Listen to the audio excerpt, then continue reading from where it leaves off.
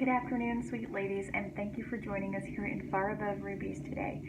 Today we are diving into another fruit of the Spirit. We are on patience. And I know some of you just heard the babies cry or decided you needed to wash your dishes all of a sudden. It's a tough topic to dive into because it's something we all struggle with day to day. Let's start with a few questions, okay? How often do you lose your patience with your husband? With your kids? With your coworkers, your boss? How about the cashier at the store when she's just so slow? I've been there.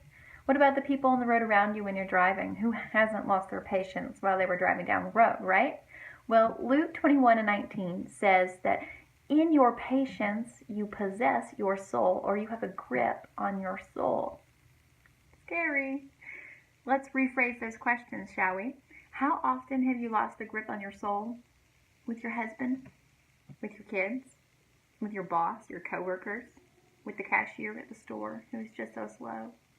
With the people around you on the road as you drive? It's a little hard to swallow, isn't it? Listen, patience is a fruit of the Spirit, and like all fruit, it takes time to grow. If you're new to your faith, and this is an area you really struggle in, don't worry. As you seek the Lord, as you try to become more like Him and to look more like Him, you're going to gain patience. It will come. If you're not so new to your faith, and this is an area that you struggle in, as long as you're seeking to be more like Him, as long as you're seeking to have patience, it'll come.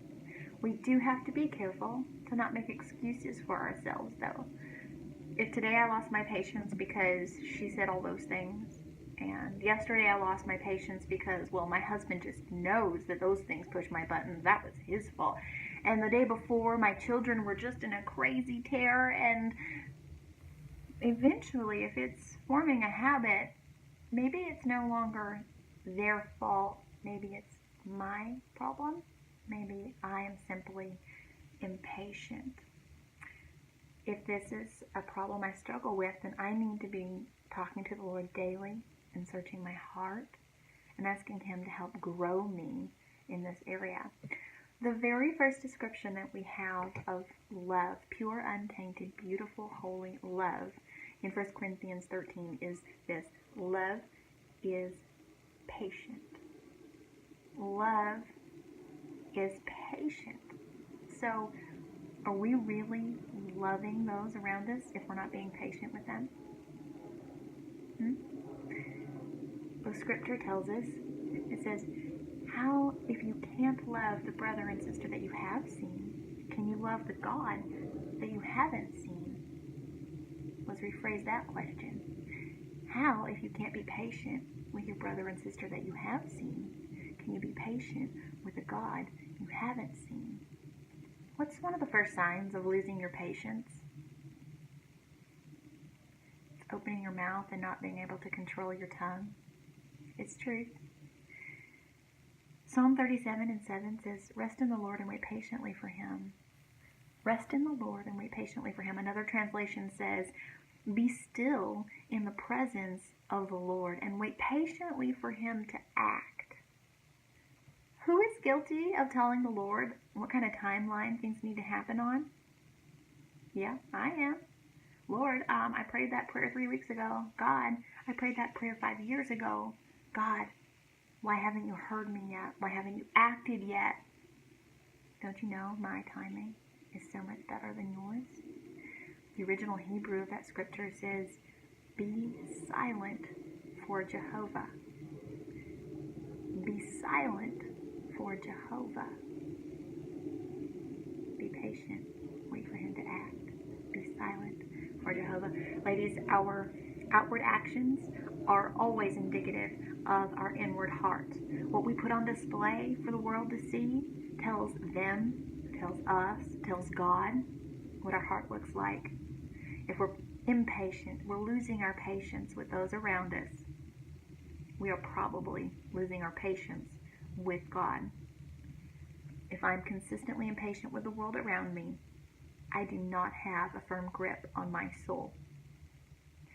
I do not have a firm grip on my soul. And I need to search my heart, and I need to examine where I've lost that grip, and I need to give it to Jesus. I'm going to leave you with this. James 5:7 says, "Dear brothers and sisters, be patient as you wait for the Lord's return. Consider the farmer who waits patiently for the rains in the fall and in the spring." Fruit doesn't grow overnight. Our walk with the Lord doesn't happen overnight.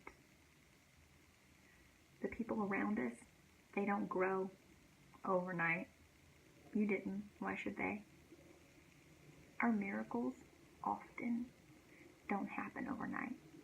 The restoration from the Lord often doesn't happen overnight. Answered prayers often don't happen overnight. Rest in the Lord. Be still in the presence of the Lord. Be silent for Jehovah. And wait patiently for him to act. Your challenges today, I want you to read the rest of those scriptures in James chapter 5. Just a short snippet. James chapter 5 verses 7 through 11 talk about patience, and it's a beautiful passage of scripture. Secondly, I want you to treat others the way that you want them to treat you. That's straight from Jesus' mouth. Treat others the way that you want them to treat you, and I guarantee you, you'll begin to find your patience. If no one has told you lately, your worth is far above rubies. You are valuable, and you are loved, and you are cherished, and you, my sweet sister, can find patience.